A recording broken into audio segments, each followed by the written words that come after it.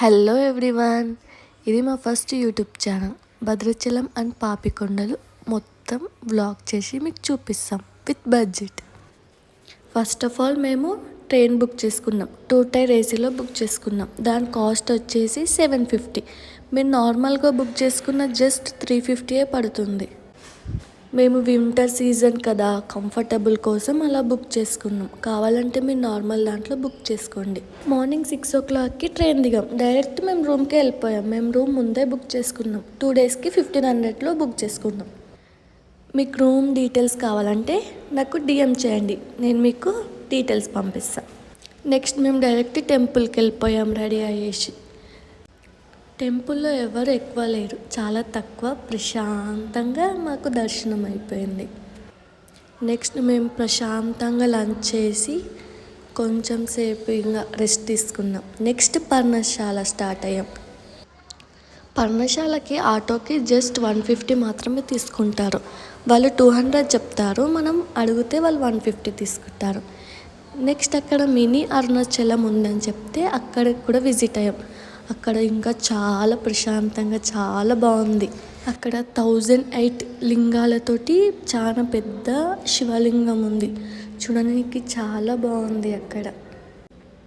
ఇంకా అక్కడ మోక్ష ద్వారం అంట. అందులోకి వెళ్ళి బయటకు వెళ్తే ఏ తప్పు చేయలేదు, మంచివారు అని అర్థం అంట. నాకు చాలా భయం వేసింది. నాకు తెలుసు అనుకోండి నేనేం తప్పు చేయని. ప్రశాంతంగా నేను బయటకు వెళ్ళిపోయా. మీరే చూడండి ఒకసారి. మీరు ఎవరన్నా చూసారా, ఇది ట్రై చేశారా?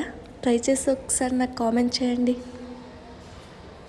నేను ఒకటి చెప్పడం మర్చిపోయా అండి. ట్రైన్ దిగాక అక్కడ 100 రూపీస్ అని చెప్తారు ఆటోకి, కానీ మనం 80 రూపీస్కి అడిగితే వాళ్ళు 80 రూపీస్కి తీసుకెళ్తారు. నెక్స్ట్ మేము సీతమ్మ తల్లి ఎక్కడ నివసించిందో అక్కడికి వెళ్ళాం. అక్కడ సీతాదేవి తన చీరల్ని ఆరబెట్టుకుందంట, అక్కడే స్నానం చేశారంట. అవన్నీ ఇక్కడ ఉన్నాయి, చూడండి మీరే. నెక్స్ట్ డే మేము ఇంకా పాపికొండలు బోటింగ్కి స్టార్ట్ అయ్యాం.